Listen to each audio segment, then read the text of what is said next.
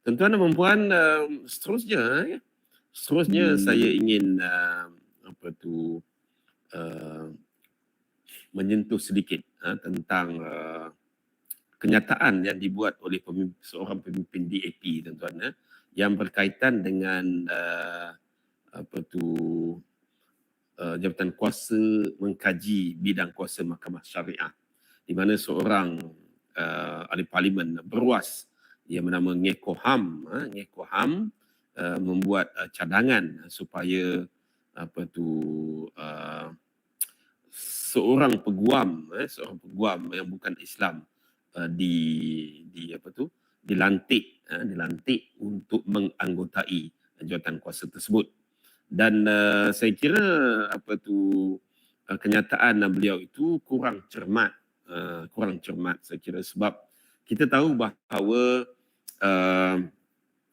jawatan kuasa mengkaji bidang kuasa Mahkamah Syariah ini mestilah mereka yang pakar dalam bidang syariah itu sendiri, kan? Dan saya kira tidak perlu pun seorang yang bukan Islam untuk dilantik menjadi ahli jawatan kuasa tersebut, kerana saya kira mereka yang dilantik di dalam menjadi ahli panel ataupun ahli jawatan kuasa mengkaji bidang kuasa Mahkamah Syariah itu adalah mereka yang kompeten, mereka yang berpengalaman, mereka yang berpengetahuan luas. Jadi tak perlu kawan-kawan yang bukan Islam. Sebab itulah saya kira cadangan yang dibuat oleh Ngeh itu merupakan suatu khilaf yang tidak sepatutnya dibuat oleh beliau. Dan saya mengucapkan tahniah kepada Setiausaha Agung DAP, iaitu Anthony Loke, yang menyatakan bahawa Ngeh terkhilaf soal punca kuasa jawatan kuasa Mahkamah Syariah. Dan Anthony Loke menyatakan bahawa parti itu menghormati kebijaksanaan Sultan Selangor, Sultan Sarafuddin Idris Shah selaku pengerusi MKI dalam membuat keputusan. Perlu ditegaskan, kata beliau, bahawa penubuhan jawatan kuasa khas ini bukan ditentukan oleh jemaah menteri, tetapi oleh MKI, dan mereka melapor secara langsung kepada MKI. Dan sebarang cadangan oleh jawatan kuasa tersebut yang melibatkan sebarang pindaan undang-undang perlu dibawa ke jemaah menteri untuk proses penggubalan rang undang-undang seperti biasa. Jadi jawatan kuasa itu tidak dilantik oleh menteri, jawatan kuasa itu dilantik oleh MKI yang dipengerusikan oleh Duli Yang Maha Mulia Al-Sultan Selangor. Jadi Ngeh tidak mempunyai locus standi ataupun tidak mempunyai hak untuk mempertikaikan perlantikan tersebut. Dan saya kira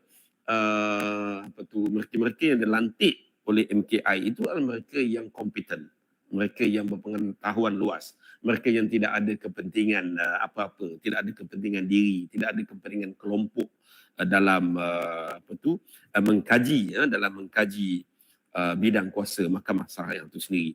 Jadi tahniah kepada Anthony Loke yang berani ataupun yang tegas menyatakan bahawa kenyataan Ngeh itu adalah khilaf yang boleh kita katakan salah lah. Sebab itu saya secara peribadi saya tidak mewakili mana-mana organisasi lah. Saya bercakap ini atas peribadi saya, bukan saya mewakili parti ke apa tak. Kita ahli-ahli politik ini, bagi saya kita perlu cermat. Ahli-ahli politik tak kiralah pembangkang ke kerajaan ke parti A ke parti B ke agama A agama B ke, apabila kita nak mengeluarkan kenyataan yang berkait dengan kepentingan negara, yang berkait dengan agama, yang berkait dengan perkauman, yang berkait dengan kepentingan rakyat, kita perlu berhati-hati dan mesti berhati-hati, tuan-tuan.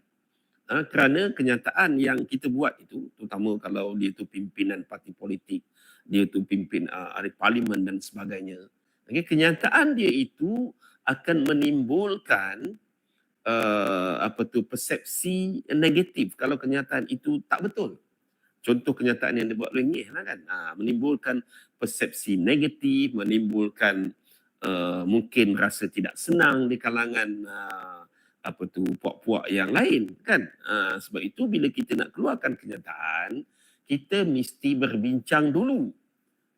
Okay, kita mesti berbincang dulu dengan parti kita, dengan pimpinan kita, terutama yang berkaitan dengan isu-isu yang saya sebutkan tadi. Isu 3R umpamanya kan, yang berkaitan dengan raja-raja, berkaitan dengan religion, agama, berkaitan dengan racism, berkaitan dengan perkauman.